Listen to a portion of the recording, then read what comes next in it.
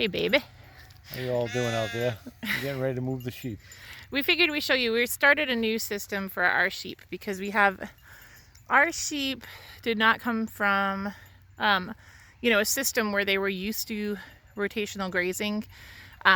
So we were the first ones to do rotational grazing with them. And for maybe half of our sheep, it worked all the time. And then maybe for the other half, it worked some of the time, would you say? Yeah. And if then you have one bad sheep, one bad sheep. Yep. Yes. She'll definitely teach the other ones to be naughty too. And they all follow her. And they all follow. Man, it's like an analogy for life. So You know where the saying sheepers come from? I don't know. So this is what we did is we still wanted to rotationally graze them and use electric wire. And so instead of using the strands of wire, we were up to like 5 strands of poly wire, and they were still getting through.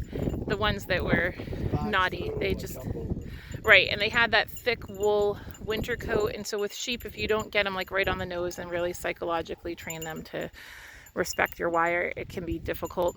So, yeah, they were giving us some problems. This one, you too. You too. The tough part is that they are also the friendliest and the most curious. You too were the ones that were causing all the problems. So we started putting them in, yeah, if you could turn that off, we started putting them in these electric nets that we had for our chickens, and so far it has been working great. So this is definitely more overgrazed than I would like, but it's just kind of that time of the year. So you can see that the sheep have grazed all this area from up there, but we've kept them along the fence line where the grass is like longer. And you can see all these green spots are where the cows manured like the previous time, and everything's coming up. Is it soft, did you say, babe? And so this is what it's like now to move them. We set up a few of these fences ahead of time, and go ahead and call them. Come on, sheep. Here, girls. Come on, girls. Come on. Oh, you think I'm the mover because I'm always the one moving them, so they're thinking it's going to be me. Come on, girls. Come on.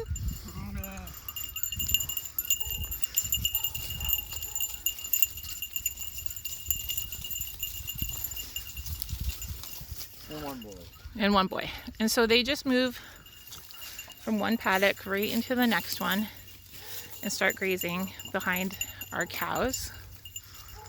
And sheep are good because they don't need as much water as cows do. Cows will drink a lot of water. So if you don't have hoses and ways to get out water to them, that can be kind of a pain. But sheep, you can pretty much fill up their water with just a few 5-gallon buckets.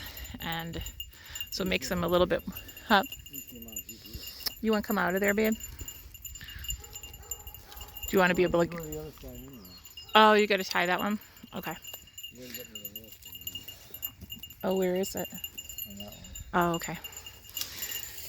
So they will come in here behind our cows, and this is kind of a short grass area, but they'll just clean up behind them, and then they won't see this area. This is not as low down as I like to graze them. I'd like to keep them in an area where we can keep the grass a bit longer, but it's just the season that we're in right now, and so this is the best we can do. But they'll only be here for a day, and then they'll move on.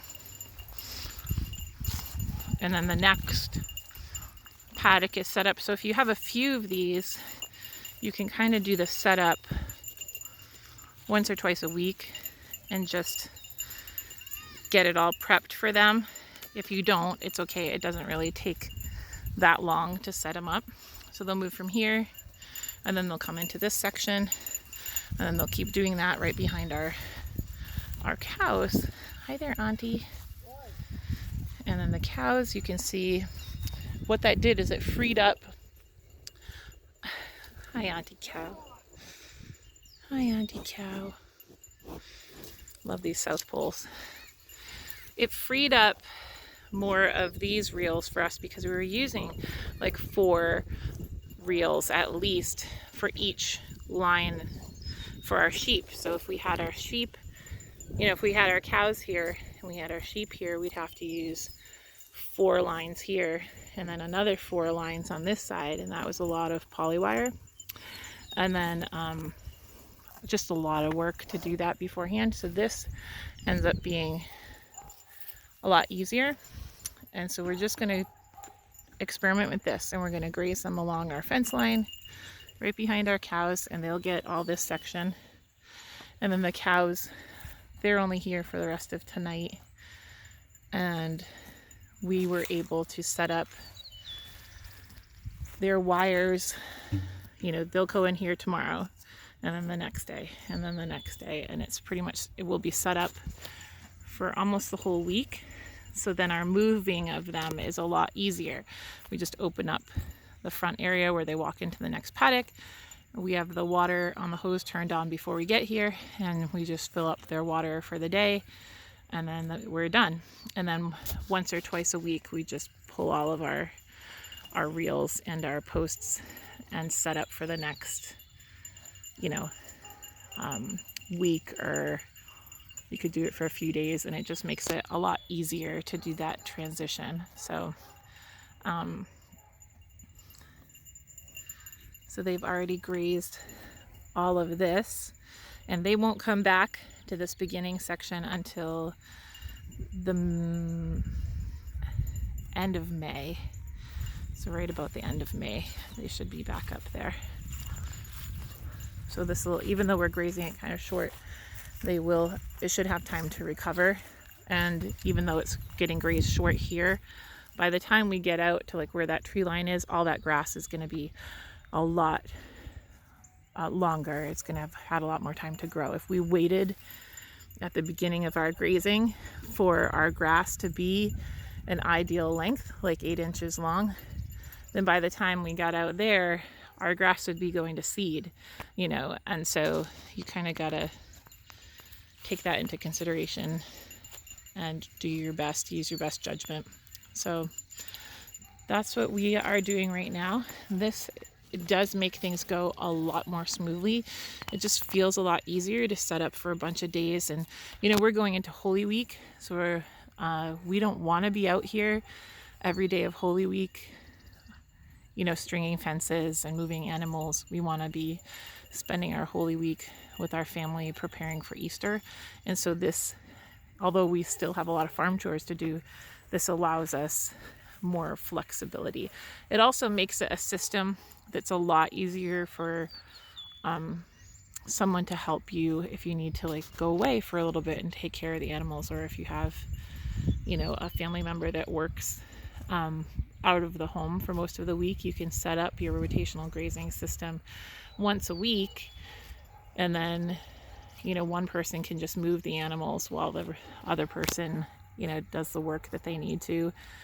And then you can just take one day a week where you reset it up. And actually at this time of the year, it's just really pleasant and beautiful to be out here when the weather is like this. This is just perfect.